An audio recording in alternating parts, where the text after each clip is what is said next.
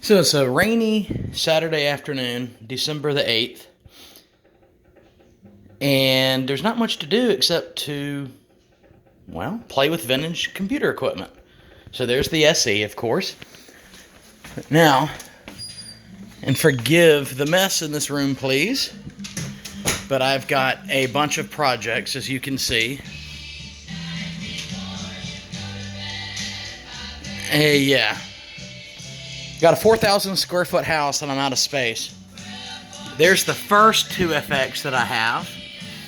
But now, see, I'm listening to some vinyl and trying to install system 7.5.3 on my second 2FX with the help of the floppy emu.